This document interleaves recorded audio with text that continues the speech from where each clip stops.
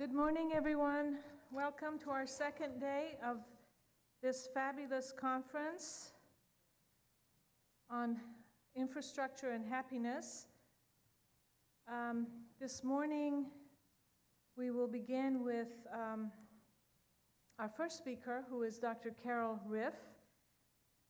And I've been having a great conversation this morning at a back table with her and other colleagues about women and women's issues, which, just so you know, and if you're on our mailing list, the Bahá'í Chair is going to hold a conference on women in the world, a new paradigm for peace. This will be in the fall, in, I believe, October, but there'll be announcements that will come out for you. So Dr. Ryff, she is the director of the Institute of Aging and Hildale Professor of Psychology at the University of Wisconsin-Madison. Her model of psychological well-being has been translated to more than 35 languages and is widely used. She has over 750 publications. I won't list them. She studies how psychological well-being varies by age, educational status, and cultural context, as well as by the challenges and transitions of adult life. Whether well-being is protective of good health is a major interest, with numerous findings linking different aspects of well-being to morbidity, mortality, biomarkers, in other words, neuroendocrine, immune, cardiovascular, and neural circuitry. A guiding theme in her research is resilience, how some are able to maintain or regain well-being in the face of adversity, and what neurobiology underlies this capacity. Dr. Ryff directs the Midlife in the U.S. program, and the title of her talk this morning is Happiness as Realization of Human Potential, Core Obstacles. Please welcome Dr. Carol Ryff.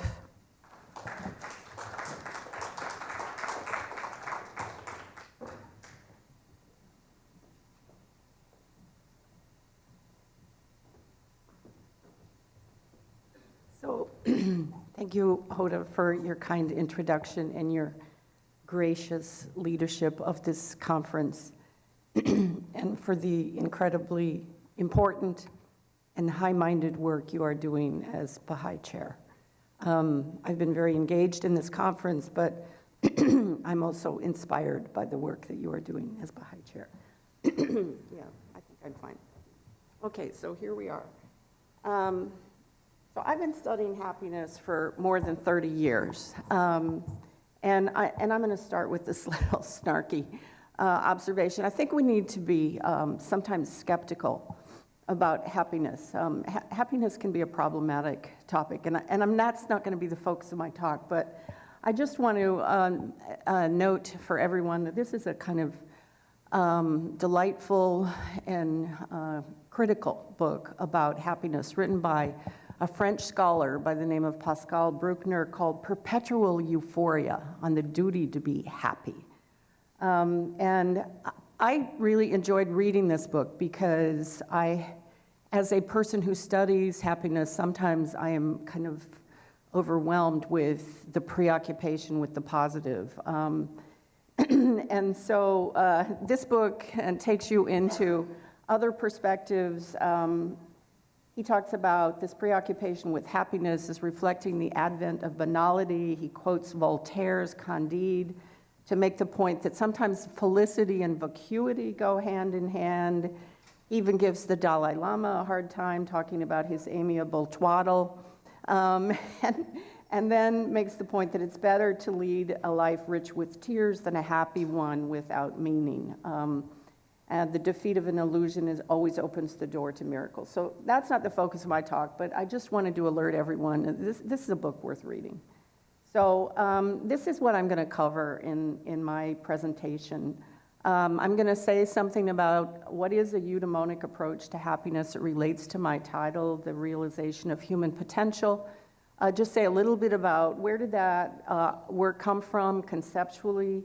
Why is this approach to well-being having so much scientific impact? How does eudaimonia matter? And I'll give examples largely focusing on health outcomes. But I want to spend most of my time for this presentation talking about the last two things. What are obstacles to eudaimonia? And I will return to the theme of inequality that came up yesterday in multiple talks, but especially in Carol Graham's talk. And I'm going to carry it a step further and talk about the problem of greed among privileged elites at the top. And because that's kind of dystopian and people are sometimes uncomfortable when you're shining a spotlight on greed, I have a kind of antidote to that where I end on thinking about the importance of the arts and humanities as forces that nurture eudaimonia. Okay, so at the beginning of my career, I was trained as a lifespan developmental psychologist, and I read widely as an undergraduate. I read a lot of developmental psychology, clinical, existential, humanistic psychology, and if you can see the things at the bottom of this pinwheel here, it will show you some of the sources of things that I read about, and they were all formulations about the upside of the human experience. How do we talk about well-functioning lives? There are many different ways in which we can do that. And at the time when I was getting my graduate training, most people were talking about life satisfaction and just straight out questions about how happy are you? And that work came from nowhere conceptually or philosophically. It's not to say those are not important questions. I think they are important questions. But I was interested in trying to bring more philosophy and theory and conceptual foundations to the question of happiness. And along the way, I read Aristotle, and I'll have another slide about that in a minute. But I was trying to reach for something new, hence the hand imagery in this graphic. And let me give you a flavor for the components of well-being after noting what was Aristotle's contribution to all this. So this goofy word, eudaimonia, that nobody can say or spell, is actually, I think, a really important word that he wrote about in the Nicomachean Ethics, where he begins with the really big question: what is the highest of all human goods? I think it's a really important question to start with. And I'm going the wrong way in my slides. Oh, sorry. Here we are. Okay. The highest of all human goods, oh, I keep hitting the wrong things here, is activity of the soul in accord with virtue. And then he pushed himself to ask, what is the highest of all virtues? And that's where eudaimonia comes in. And it is about achieving the best that is within us, given our unique talents and capacities and limitations. It's a kind of personal excellence that he elevated as the highest of all human goods. And I love those ideas. I thought they were so beautiful, particularly for someone who'd been trained as a developmentalist. So what are these 6 components that are in my model? They represent the convergence in all of these different formulations. So I didn't want to just talk about Maslow's theory of self-actualization. There are lots of theories out there, but these 6 things represent points of convergence in those different formulas. Autonomy is quite Western as a component of well-being. It's about feeling that you can kind of live according to your own convictions, march to your own drummer. Environmental mastery is feeling that you can manage the environment around you and create an environment around you that suits your needs and capacities. Personal growth probably comes closest to Aristotle's conception of eudaimonia. It's about making the most of your talents and capacities as you go through life. Positive relations with others is the most universally endorsed aspects of what it means to be well in many different philosophical, religious, psychological formulations. Purpose in life is about finding meaning and direction in your life. And the imagery here is from Raphael's famous painting, The School of Athens. And then the last component is self-acceptance, which is like self-esteem, but thanks to the Jungian writings about the shadow and other things, I think it's deeper and richer than self-esteem because it is about recognizing not just your strengths, but also your weaknesses. Self-knowledge requires knowledge of one's own weaknesses and knowing how to work with them. So what I did at the early part of my career was spend a lot of time developing what we call structured self-report scales to measure these things. The reason these ideas had no impact in the empirical arena is because nobody had figured out how to measure them. We have to be able to quantify things if it's going to be part of serious science. And so a lot of time got spent developing and refining items that were written based on the definitions of each of these dimensions. And those scales then became the basis for efforts to measure, albeit imperfectly, to measure well-being. And they took off. And by the way, the 750 publications are not mine. I mean, some of them are mine, but this is about the scientific community using these measures. So translating them into many languages so that many topics can be investigated. And in this recent publication, I was asked to reflect on why has this work had so much impact? And I thought that was a great question. I loved, the assignment of trying to think about that. So what lies behind all of the interest? I don't know for sure, but I think it has something to do with the fact that these are intellectually vital ideas and ideals. They reach for essential meanings of what it means, what constitutes the best within us, as distilled from nourishing well springs. These were not things that came de novo out of my head. They came from a lot of reading and thinking and integrating. But I also think they've had a lot of impact because of their scientific relevance and versatility. So people take these aspects of well-being into many different domains of inquiry, studying adult development, looking at the impact of work and family life on people's well-being. Health and biology, neuroscience, and inequality is also a big part of this literature.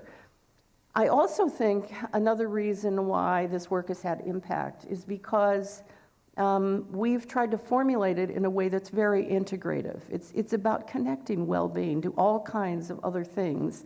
And that brings me to Midas, which is a study that I've been leading for the last 20 years, and it's consumes most of my time and energy.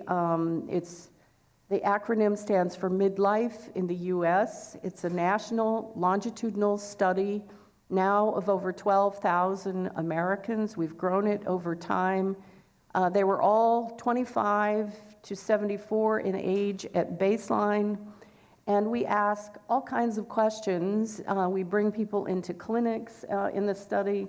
The core objective is to advance knowledge of positive health and resilience as people deal with the basic challenges that confront them in life. This is a brochure from our website that shows you the scope of the content. We carefully measure sociodemographic factors, people's exposures to life challenges, that is their stresses, both daily and chronic and acute stresses, their health behaviors.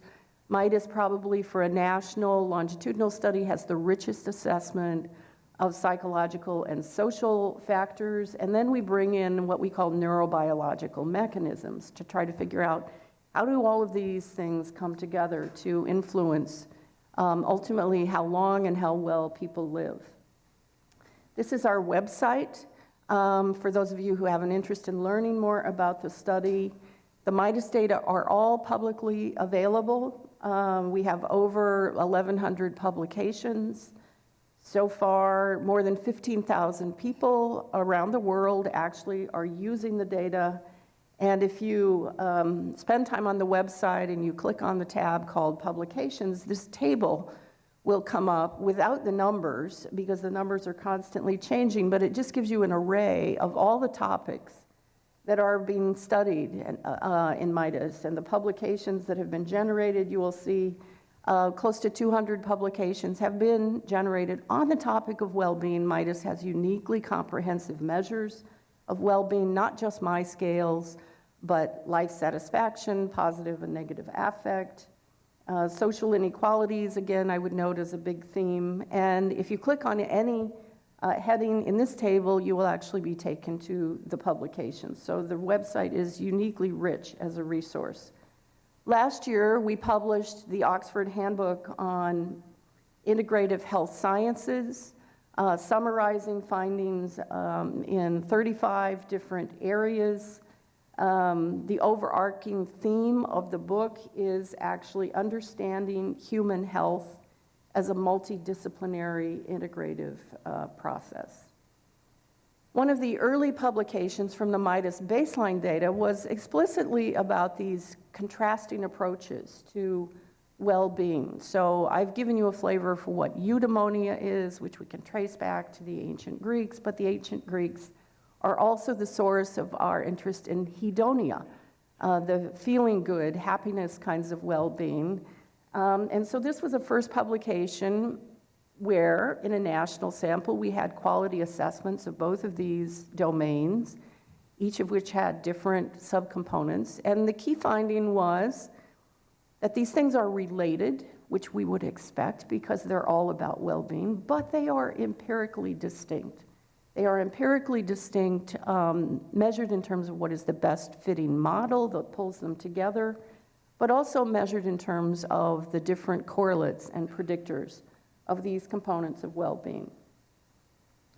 So in my usual talks to crowds of health researchers or psychological researchers, then I usually shift into an extensive look at the evidence about how eudaimonia, for example, purpose in life, matters for a lot of things, like how long people live, their protection against cardiovascular disease, stroke, Alzheimer's, what it means in terms of physiological regulation of different systems in the body, and what's going on in the brain when people are experiencing various aspects of well-being. For this conference, I'm just going to give you a very brief glimpse at what some of these findings look like because I want to spend more time on other topics. But one thing that has become clear in recent years, this is a meta-analysis, purpose in life is a powerful predictor of how long people live. This is carefully done epidemiology. There are all kinds of adjustments for covariates.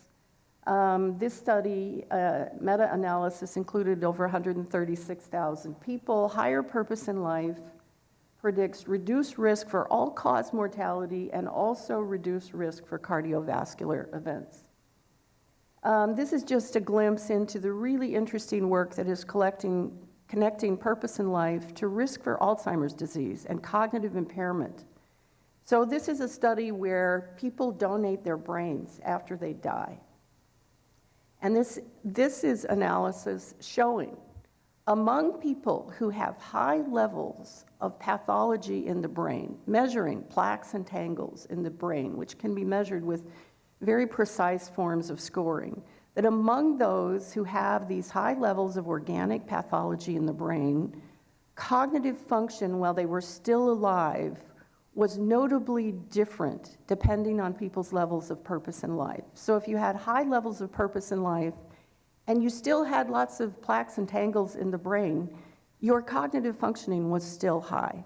So there were undoubtedly other compensatory mechanisms going on in the brain, but that's a really important finding. Eudaimonic well-being, we have also found, protects against inflammation, even among less educated adults. So what do we mean by inflammation? This is a graphic showing levels of interleukin-6 as a function of educational status. So people with the highest levels of IL-6 are the less educated, high school education or less. And why do we care about interleukin-6? Interleukin-6 is a marker of inflammation that is implicated etiologically in numerous disease endpoints. Cardiovascular diseases, cancer, rheumatological diseases, osteoporosis, Alzheimer's. Okay, but what's the important finding in this analysis? This is where we did interaction analyses to show that higher well-being protects against elevated levels of IL-6 among the less educated. This is just one illustration of what's going on in the brain when we are interested in linking eudaimonic well-being to, in this case, reward circuitry in the brain. So this is a neuroimaging study. People are in the imaging magnet. They are shown different kinds of positive and negative stimuli. And the key finding in the first graphic here is that there's an area in the brain that shows activation of what's called reward circuitry. And the ventral striatum is the particular area, and this graphic shows that people who hang on to positive stimuli in reward areas of the brain for longer periods of time, they have sustained engagement of reward circuitry. They also have higher eudaimonic well-being, and that combination translates to better levels of stress hormones over the course of the day, measured in terms of salivary cortisol. So we're beginning to put together the brain, the subjective experience, and the physiology.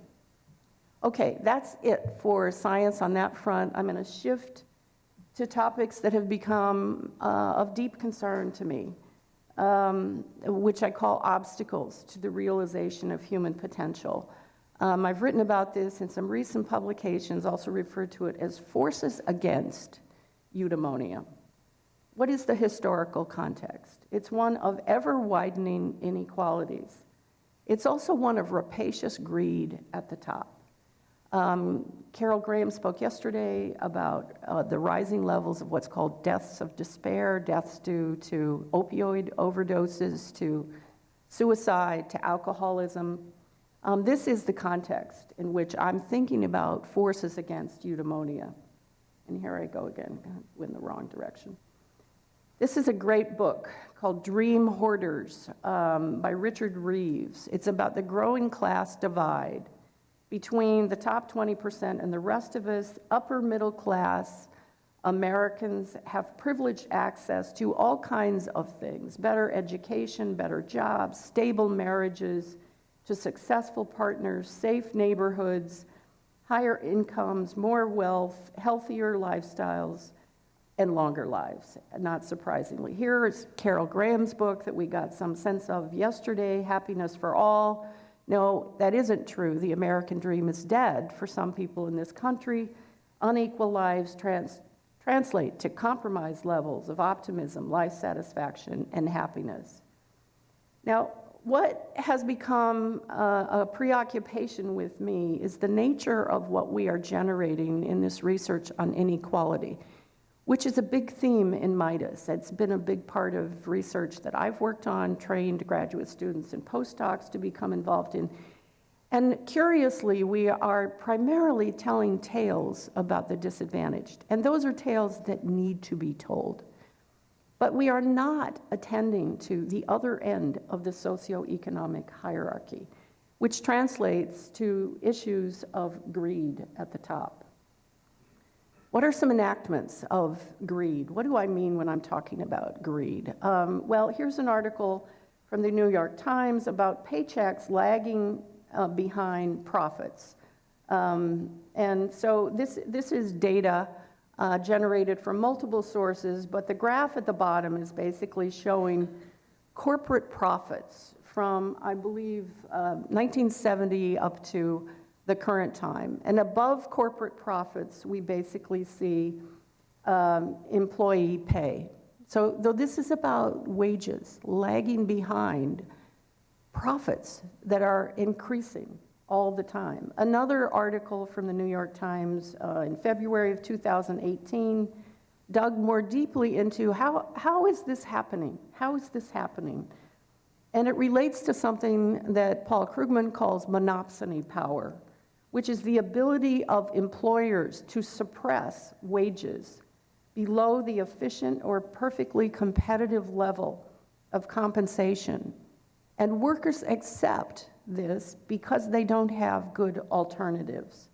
In my view, monopsony power is a behavioral enactment of corporate greed that is undoubtedly compromising the eudaimonia of many American workers. This is a wonderful article in The Guardian that I would encourage all of you to track down and read, listen to.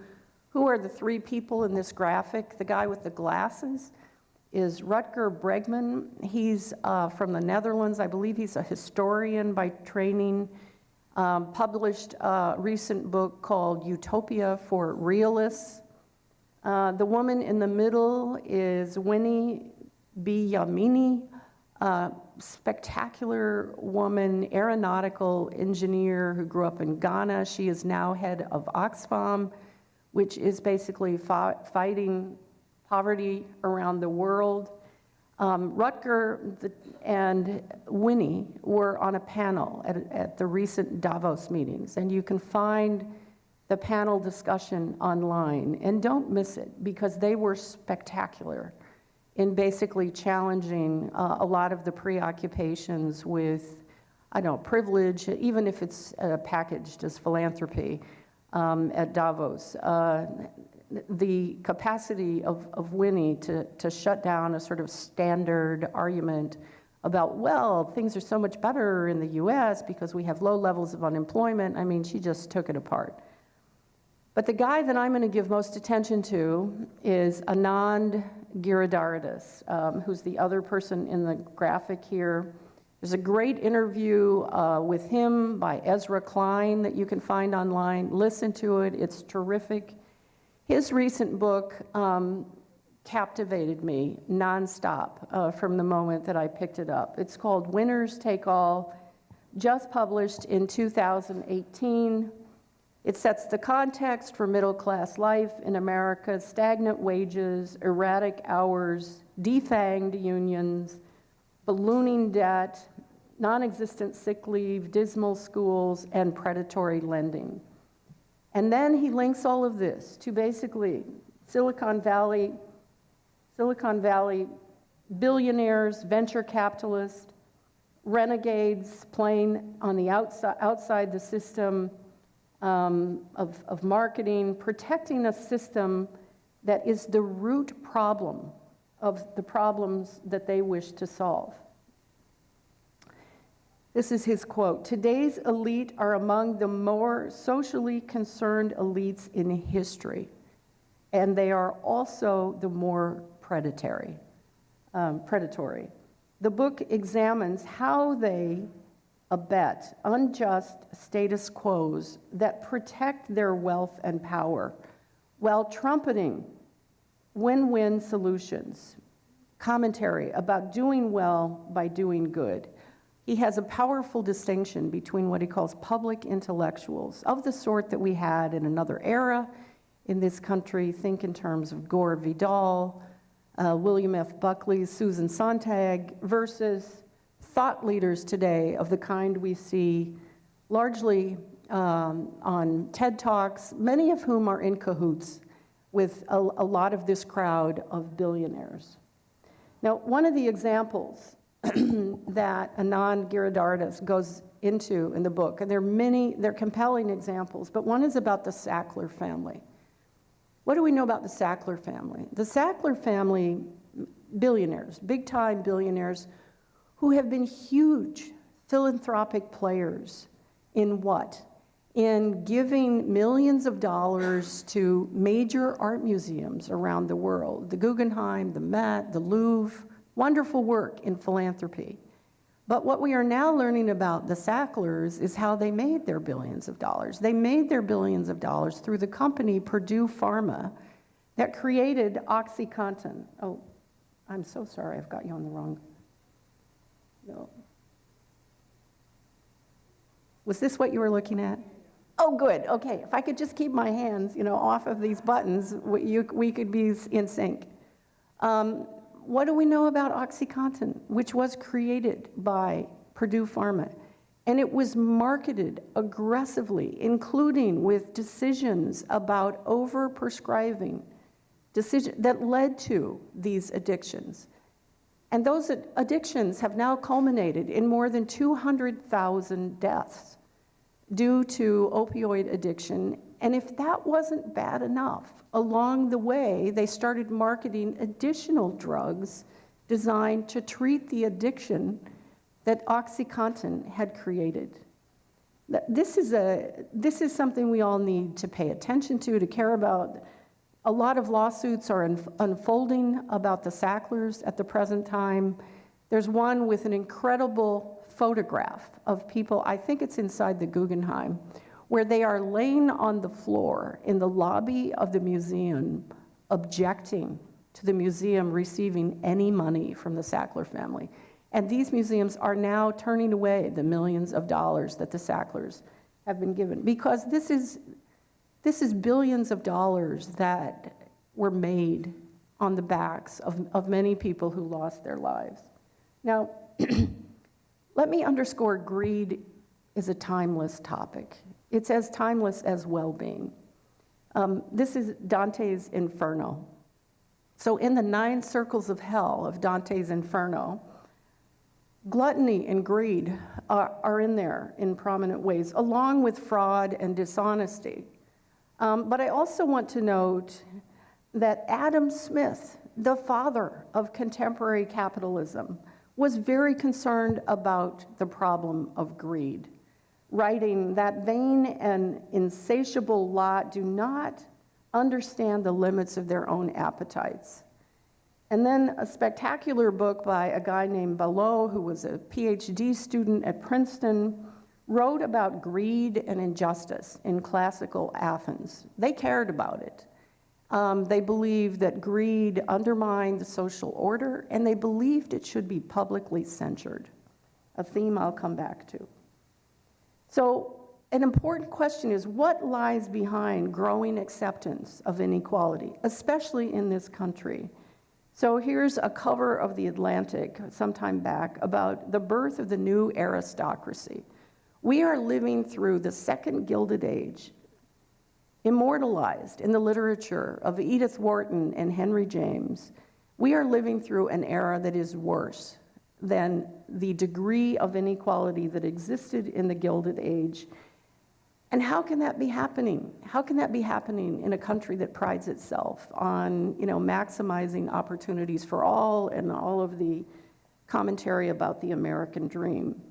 Well, good science is being done on this front to suggest that there are mechanisms that socialize for affluence, that contribute to this preoccupation with accumulating massive amounts of wealth. And a lot of that socialization is happening at elite institutions. These are not new ideas. Pierre Bourdieu, the famous French sociologist, wrote about these in the 1970s, and basically about schools, elite schools, as central mechanisms that perpetuate inequality. And I just draw attention to one publication from some political scientists at Princeton. It's about socialization of norms for financial gain among the affluent, involving over 64,000 students in America. There was one dependent variable in this study. This is really carefully done research with 1 million controls for, adjustments for, whatever. They ruled out every possible rival interpretation of the data. But the key dependent variable was, how much do you oppose this statement? Wealthy people should pay a larger share of taxes than they do now. And in this graph, what we see is that the highest point in the graph is over on the side of the graph showing schools where there's high level of affluence based on parents' SES background. So affluent schools where we see higher levels of opposition, but then you see 2 lines above that. And that's where they got into what they call the mechanism that might be happening at these highly affluent schools, which is about connectedness to campus social life. Basically, were you in a sorority or a fraternity? So we are beginning to understand some of these issues. The larger points, in my view, are that any view of infrastructure, whether we're talking about urban or any other kind of infrastructure and happiness, must contend with inequality in its myriad forms. Differential access to quality everything, quality housing, schools, jobs, food, neighborhoods, green spaces. We must attend to those issues, and we must attend to the degree to which limited access is tangled up with greed at the top. Okay, so those are such dystopian ideas. People want to like scream and run out of the room. Can't we talk about something happier? Can't we talk about something that's not so cranky and fault-finding? And I do care about these other things as well. So the last part of my talk is Forces for Eudaimonia, the role of the arts and humanities in promoting good lives, which I think also is not getting nearly enough attention. Even in Midas. In Midas, we ask a million questions of people about all aspects of their lives, but we know nothing about their encounters with the arts, the visual arts, music, literature, poetry, dance, film, theater, nature. And I'm very interested in, and a lot of other people are very interested in, whether these experiences are actually nurturing well-being and health. I've hosted a couple of conferences at Wisconsin on these themes, conferences under the heading of Bridging the Arts and Sciences for Human Betterment, really digging into why do we need the humanities, drawing on great writings such as books by Martha Nussbaum about why democracies need the humanities, a new book by Helen Small about the value of the humanities. This is a really burgeoning area of work with new questions in science.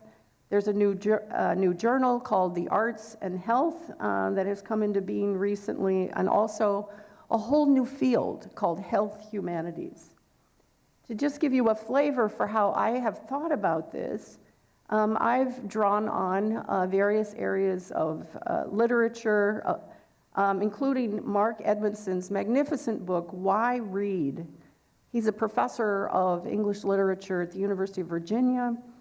How we can nurture human vitality through reading great literature and poetry, beginning with this fabulous quote from William Carlos Williams, "Yet men die miserably every day for lack of what is in great poems." I'll just go through this quickly, but to illustrate this in the book, Edmondson goes into Wordsworth's writing of the famous poem A Few Miles from Tintern Abbey. And he wrote it when he was suffering in his own life. He felt that he was becoming an unfeeling person in the middle of the Industrial Revolution. And so he goes back to this beautiful place in nature that he had experienced as a young boy. And that becomes the inspiration for writing this poem. And Edmondson is making the point that the poem enjoins us to feel that the answers to our despondency are within our reach. We are creatures who have the capacity to make ourselves sick, but we also have the power to heal ourselves. And I would just note that John Stuart Mill's autobiography, which is one of the greatest books I've ever read, has a chapter called The Crisis in My Mental History, in which as a young man he discovers he's not happy. And he's in the middle of utilitarian philosophy, and like the worst thing you could be is not happy. And he realizes that he has been raised to be a kind of logic machine, and he has no capacity for emotion and feeling because his father didn't like teaching him anything in those realms. And so he read Wordsworth poetry that ministered to his soul and helped him come out of this crisis in his mental history. At the same time, I want to underscore, as Mark Edmondson does, most educators in the humanities actually shy away from teaching literature to nurture inner vitality. More prized is critical thinking. Derrida clears away but offers nothing in return. So the humanities in many ways are teaching a dissociation of intellect from feeling. And here he quotes Schiller's, "A true education ought to fuse mind and heart," and this wonderful quote from Goethe, "It's easy to be brilliant when you don't believe in anything." So some other examples that I've drawn on more popular writings, Alain de Botton, how Proust Reading Proust Can Change Your Life. These are delightful books. They're written with humor, but enormous amounts of insight. The sample chapters are how to learn how to love life today, how to take your time, how to suffer successfully, how to express your emotions and open your eyes. Baton has another fabulous book about art as therapy, talking about the 7 functions of art for remembering, hope, sorrow, rebalancing, self-understanding, growth and appreciation. And he goes on to actually show how he thinks these functions of art should lead to totally new ways of curating museums. But there is serious science, serious research that's happening on this front as well. This is a review article in the American Journal of Public Health that is connecting art, healing, and health. And I would also draw attention to this wonderful report from the Royal Society for Public Health in the UK that came out in 2013 on art, health, and well-being. The Mellon Foundation has become very interested in the value and effectiveness of a liberal arts education, and they commissioned a number of essays on this topic. My essay was titled Linking Education in the Arts and Humanities to Lifelong Well-Being and Health. You can find it on the Mellon Foundation website along with other essays where I'm basically calling for a whole new era of research that is more thoughtfully and systematically linking our experiences with the arts to our well-being and our health. And I'm going to close with this example because it's about a city. Have any of you heard of the Porchlight program in Philadelphia? The Porchlight program in Philadelphia is about innovation, artistic innovation, in disadvantaged neighborhoods in Philadelphia. Check this out online. You can, here's the website. You could also just Google Porchlight program. They have wonderful videos. But what's the thinking behind this? Porchlight creates public murals in disadvantaged neighborhoods primarily that transform these neighborhoods and promote the health of the residents and the individuals who help create the murals. They have recovering addicts who are participants in this mural program. The collaboration involves broad thinking, behavioral health, consumers, artists, family members, service providers, neighborhood residents, city leadership and staff. And here are just some, look at this. These are just amazing murals. There's so many of them. Listening to the people who've helped create them, people talk about feeling safer in these neighborhoods because of these murals. They're really quite incredible. They're so vibrant, they're so colorful. And an important thing to understand is this has been carefully evaluated. The first slide I showed, I think, included this, but at the bottom of this slide and in all of their website information is this report that was done by researchers from Yale about, okay, can we say that this work has actually had any impact, and how they kind of conceptualized it, how they thought it might work, and they actually do present evidence showing that these public murals actually do have impacts in various ways in the neighborhood. They are creating a sense of cohesiveness in the neighborhood. They are creating many of the benefits that were intended. So this is, I think this is just phenomenal work that blends, for me, it blends these issues of inequality with these concerns about the arts and humanities, which leads me to these key points in this section on forces for eudaimonia. This is my point. Any view of infrastructure, urban or otherwise, again, and happiness must incorporate core needs for the arts and humanities in all their myriad forms: music, literature, poetry, dance, theater, film, nature. And these things may be especially important in the lives of disadvantaged segments of society. So this is my last slide, just a recap of my key points. Eudaimonia is fundamental for human happiness. It matters for many aspects of health and longevity.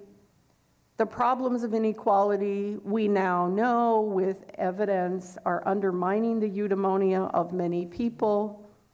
I think there needs to be more attention to greed at the top, not as a moral issue. Greed as a force that is obstructing the potential of those below. Science can serve as a tool for censuring of the kind called for by the ancient Greeks. We can study these things in many different empirical contexts. And on the positive side, my point is that I think the arts are likely powerful forms of nourishing eudaimonia. In good times and bad, in other talks, I've focused on the importance of the arts during periods of war and upheaval. We need a lot more science that moves these things forward. If you'd like a copy of my slides, just send me an email, and I'm happy to send them to you and any other papers. Thank you.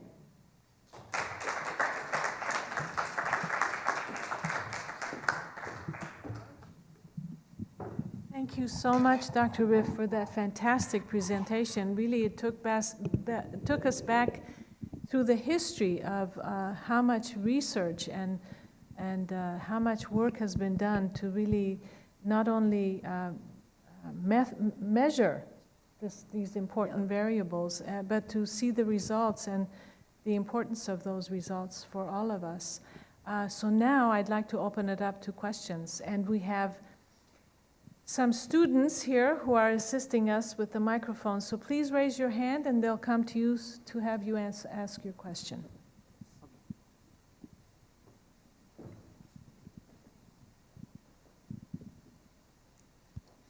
Carol, thank you very much. That was an excellent overview of some tremendously important research. I have a question. You are one of the world leaders in terms of understanding how to measure eudaimonia.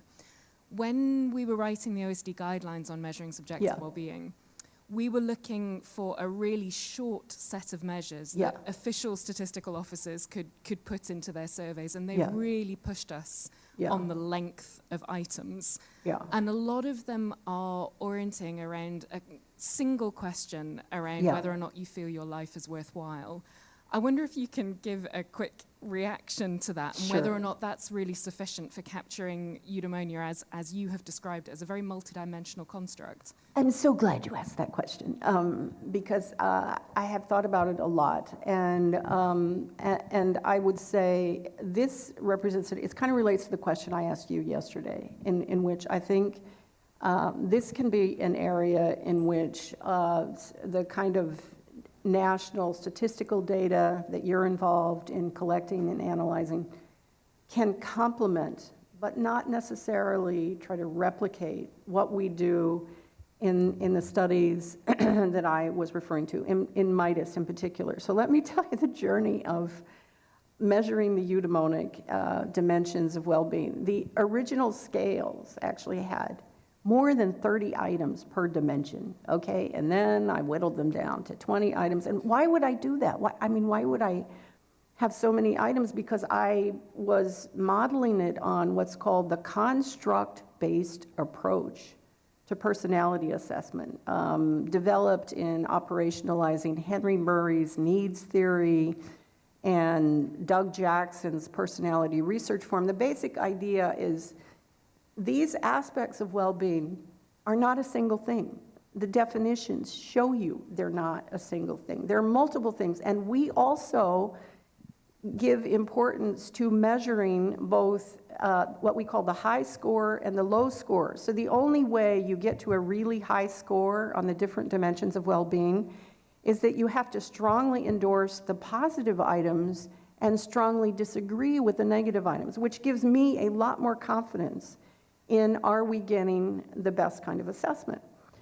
So I had these 20 item, then they got cut down to 14 item, then Midas comes along, and I'm interacting with, epidemiologists and demographers and sociologists, and they're saying, come on, Carol, you can have that many items. So for the baseline Midas assessment, we reduced them down to 3 items per scale, which I came to refer to as the quadriplegic version of the instruments. And it was a huge mistake. Why was it a huge mistake? The issue was, how did we decide on what items to select for the really pared down dimensions?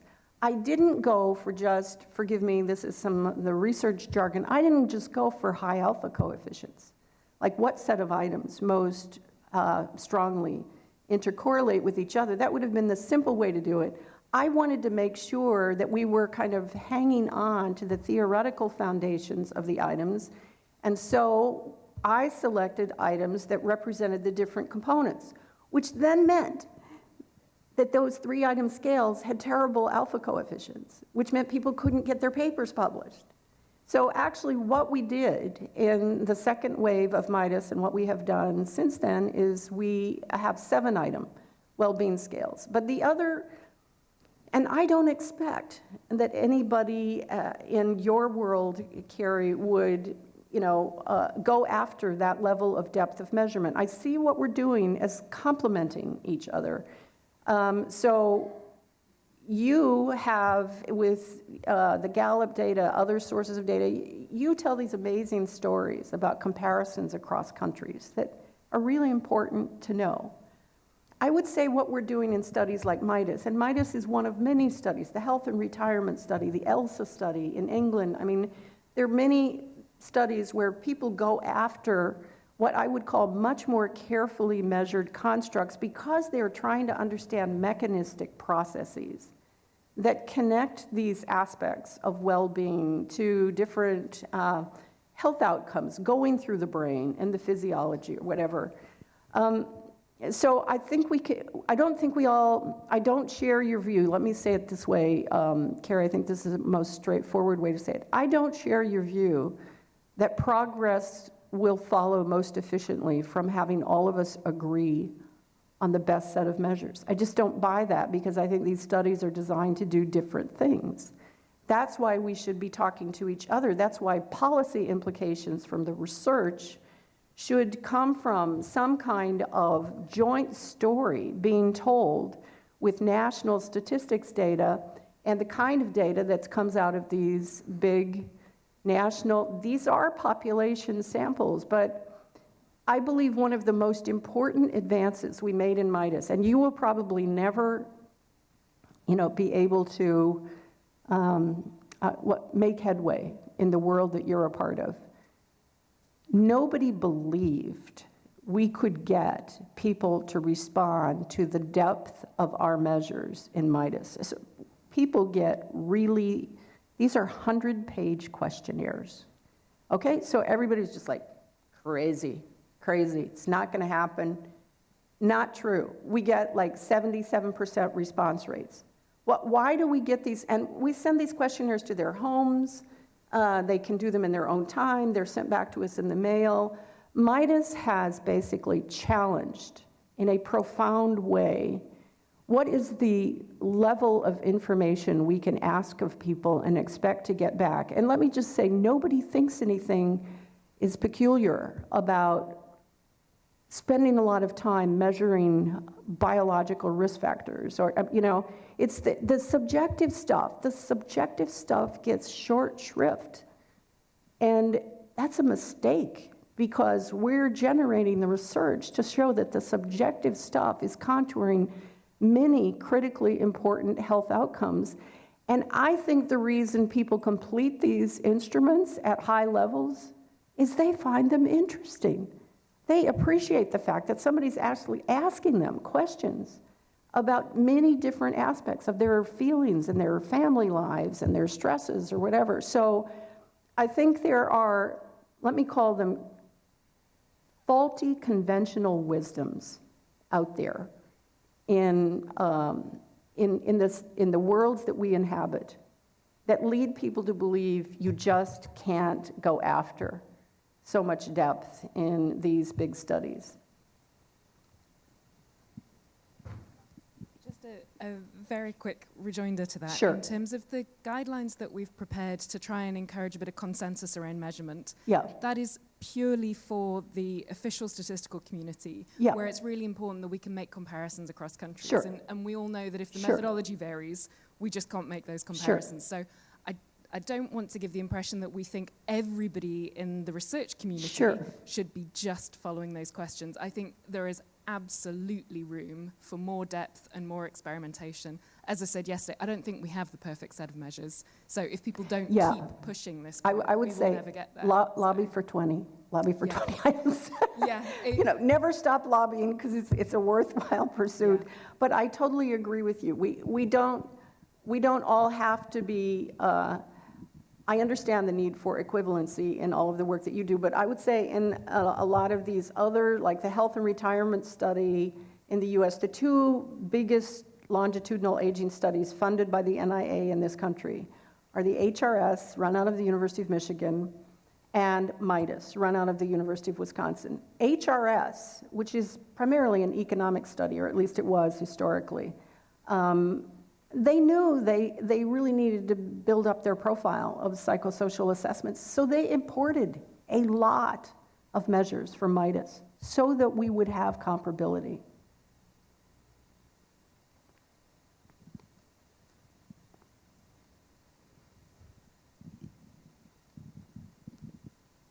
Good morning. Thank you for your presentation. I enjoyed it. I have a question sort of about where you see the opportunity for social change lying. And the reason I'm asking is, so I'm doing work on young adult well-being and grandparent wealth, and what I'm finding is that positive mental health is associated with grandparent wealth, like people from richer grandparent wealth quartiles they have more, it's associated with more positive well-being. I'm thinking about that in the context of your work that talks about elitism and greed and private education, and I'm thinking about your solutions that are geared toward art and helping people in disadvantaged social positions. And I'm wondering where you see the opportunity for social change lying. Like, how do we get through this Gilded Age? Do we try to transform the mentalities of those at the top? Because from what you just said, what I see my results as implying is that one possibility for why we see social change not happening is that people don't want to give up their security. And if the material wealth for high status people or high wealthy people is a thing, how do we worry about trying to change the perceptions among that group so that we can facilitate well-being across the spectrum? Or do we focus on building up the well-being of people in disadvantaged positions? And I'm also asking this because I think if that's the case, how do we do that and materially also make their lives better, I guess? I know that was like a lot at one time, I'm sorry, but. Yeah, but I'm with you with those questions because they are the big questions. And basically, I believe we need to make forward headway on all of them. So when it comes to the issue of greed at the top, I believe the science is now taking off. I believe Anand Giridharadas' book, Winners Take All, he's a muckraker, basically, of the kind of muckraker that Upton Sinclair was in another era, writing about the stockyards in Chicago. But he's muckraking about powerful forces at the top that the rest of us maybe don't even, most of us probably think philanthropy is like, great, these rich people should be sharing their money. But he's taking us deeper into it. What are the ways in which their philanthropy is actually a mechanism that protects their own wealth? And I would like to see people, he's a journalist, Anand Giridharadas, who also has a very elite background himself, and he's really articulate. But I would like to see people like him partner with scientists who can make some of these questions tractable. So I go to all kinds of meetings. I go to meetings of people who curate museums. I go to meetings with economists who study entrepreneurial endeavors. And I have a recent paper in the Journal of Business Venturing where I'm encouraging people who study entrepreneurship, huge field, mostly populated by economists, and they're very interested in the well-being of entrepreneurs. And I'm saying, okay, you need to also pay attention to the well-being of the workforce that sits behind these entrepreneurs, and you need to look at things like the distribution of profits in these entrepreneurial endeavors, because you can make these things empirically tractable. And there are consequences for entrepreneurs who are greedy, which is their employers don't stay with them. They move to other positions. So there is a kind of science that needs to be generated, but I also think the Sackler family is so dramatic in actually going after the task of, I think, what I would call public censuring. What does it mean? I mean, what did the ancient Greeks think about? How do we do it? The first step in public censuring is to get the story out there so that people understand, yes, the Sacklers were doing fabulous things in terms of the art world, for which we, can give them due credit, but it was coming out of how they generated their billions of dollars. So I think we need a lot of work on that end. With regard to disadvantaged people, and you asked a question yesterday about age differences in these things, and I'm very interested in that because I'm a lifespan trained person. We have publications that have looked at hardships related to the Great Recession. For many Americans, the Great Recession is not over. The hardships they experienced, the losses they experienced endure. And when we look at age distributions and those hardships measured in a lot of different ways, the greatest hardships in our data are happening among young adults and older aged adults, less so in the middle. For a variety of reasons, older people maybe had more to lose in terms of retirement savings and things like that. The people I care so much about are the young people. What does it mean to, as a developmentalist, what does it mean to be embarking on a life where you are dealing with enormous amounts, for those who've even been fortunate enough to get an education, how much are they saddled with loans?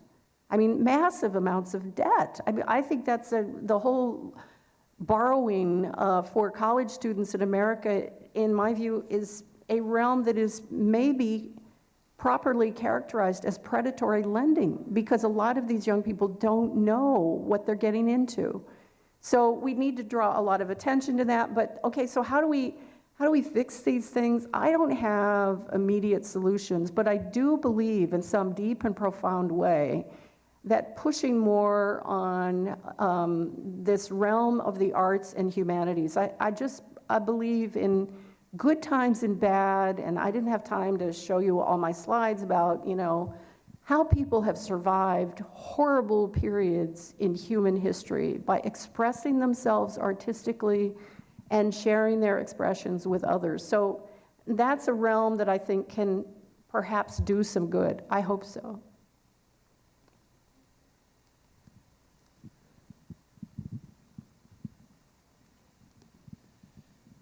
So much in your talk. I'll try to keep my 19 questions to one or two. Okay.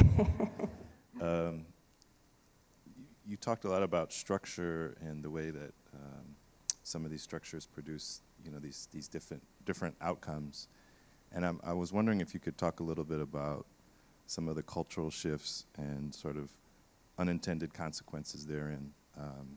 So you think about the idea of a corporation in Henry Ford's time, that a CEO was a father, his, people were children, and so you're responsible for them, so you pay them. And as that idea sort of, and other reasons too, but as that idea sort of goes out of style, there's this sort of cold-blooded kind of backlash. Well, sort of like, well, forget you then, in ways that we even see now with sort of Me Too. So people say, well, I don't want to be charged with anything, so I'm not helping any women on my job because it's not worth it. And so some of the cultural things, and there was an article in the Times that talked about the number one sort of reason for equality being marriage, and you talked about this, but also being that in the 50s, you know, managers and CEOs married their secretaries. And so there was a move between, you know, being born with a silver spoon in your mouth. It was common just to marry whoever you happened to fall in love with in a way that completely doesn't happen now. Yeah. And then lastly, sort of about art and this sort of a, you know, its roles as being able to be helpful, but also I wanted to know if you could talk about its role as sort of, you know, the what is it, the parakeet in the coal mine or whatever. And I thought about a story that my uncle told me, remembering how when dancing changed around the late 60s, and he said before that, you know, you had to learn these intricate moves and you were supposed to do this and the person had to trust you to do all these different things. It was sort of all these societal things enacted in dance. And he said in 1968, everybody just started dancing, you know, themselves. So this training of how to relate to one another and all these things, in some ways, the way that art functions as a symptom of what's going on. And is there a way to track, even using some of the methodologies that you talked about, to track what's happening in culture through the symptoms of art and literature and so forth? Yeah. Okay, so let me just start with the dance topic. The last conference I hosted at Madison on bridging the arts and sciences for human betterment included a woman who's professor of dance, and she brought in this amazing tale about the teaching of dance classes in the post-Depression years in New York City. So, you know, it was a tough time in American life in which dance was being taught to, I don't know, uplift people, you know. Dancing can make you feel good, dancing is aerobic, dancing is social. I think there are many different examples, I would say, from the arts and humanities that maybe can get us out of all of the animosity and anger. I had to leave out, I spend a lot of time studying anger. And it's an incredibly important topic. I don't have time to go into all of it, but what I would say is think about other periods in American history in which great writing took many Americans to places they would not otherwise have hoped to understand, like Steinbeck's Grapes of Wrath, Dorothea Lange's photography, people suffering in the Great Depression. So that I think there are ways, I have kind of a belief, a hope maybe, you know, that in the core of many people's hearts is a place of compassion. And I think that the arts can actually be places that help people find their way back to some kind of compassion that is mindful of the suffering that other people experience. So are those things going to be helpful?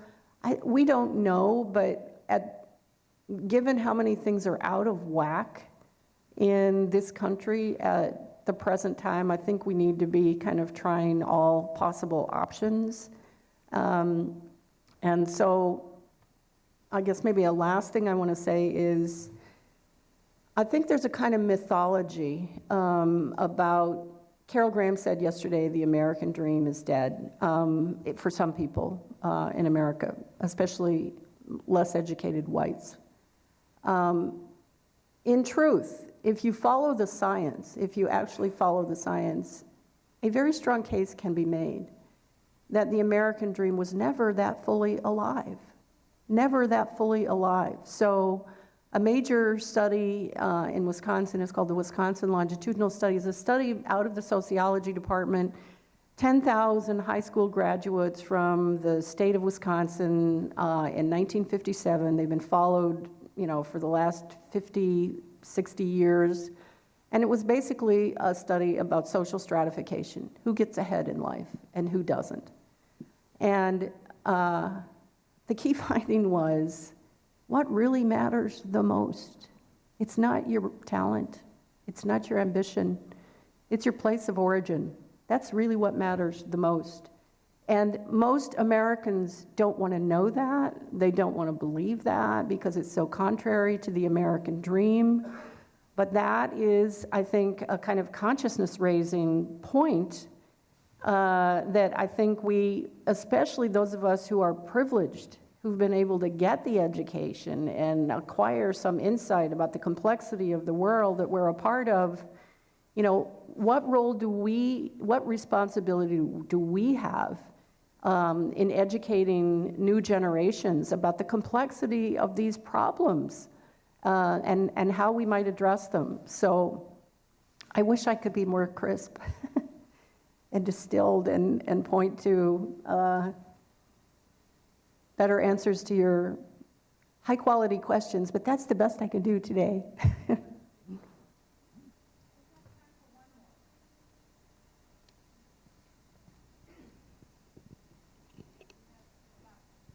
Sure, okay. All right, thank you. First of all, that was fascinating. I hope I can get this question out clearly. So working in real estate development based in Dubai and focusing on emerging markets, I have to say that I feel like I spent a tremendous amount of time appealing to greed. Yeah. And so that was fascinating to me to hear what you were saying, because for every tree that gets planted, there has to be some monetary benefit, which we feel like is there. Mm-hmm. But I'd like you to talk a little bit about what I see as relevant to what you were talking about and relevant to what we're doing. And that's what happened with Amazon. Mm-hmm. That sort of amazing race to get Amazon to come to your city, which is sort of the business I feel like we're often in, to prove how livable your city is, to get Amazon to come. And then that, what happened in Queens and New York, where they rejected that bid because they were being too greedy. And on the one hand, I saw this feeling of fair enough, you know, that's right. But on the other hand, I saw this tremendous loss of jobs and opportunities, which I would say mirrors the challenge we have in infrastructure development around the world, that you need to get investors to come and people lose out.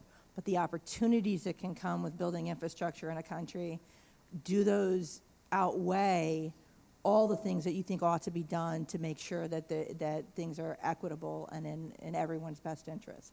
So it's kind of a lot there. However you answer is going to be relevant and interesting to me. Thank you for asking the question, because we're here to grapple with difficult challenges and issues.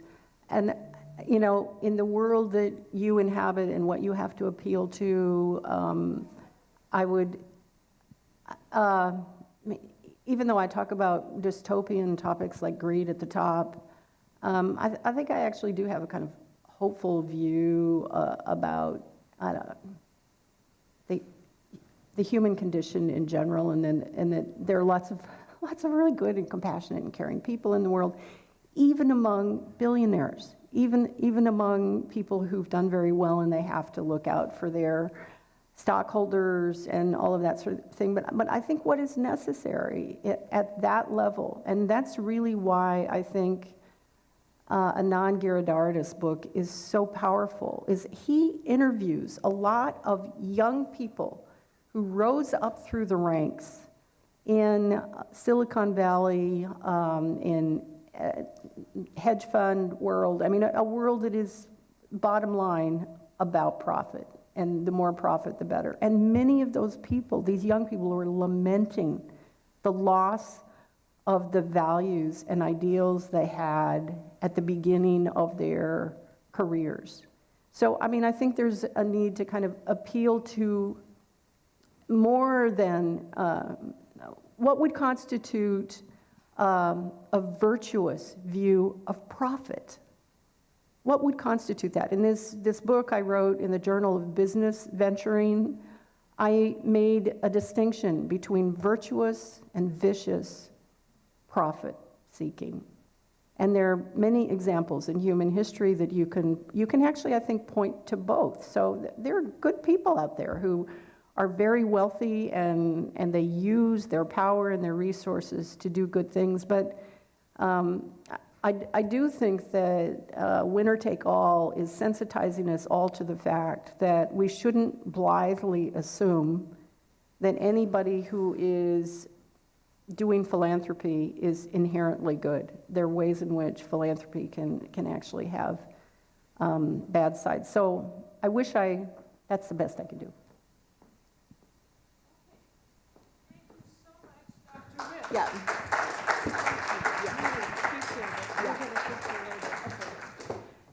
So this now brings us to our break this morning, and I would say let's come back at 11:45 for our next speaker, Mr. Hussam El-Lokda, and please go to the back of the room. There are refreshments there, and enjoy the break. Thank you.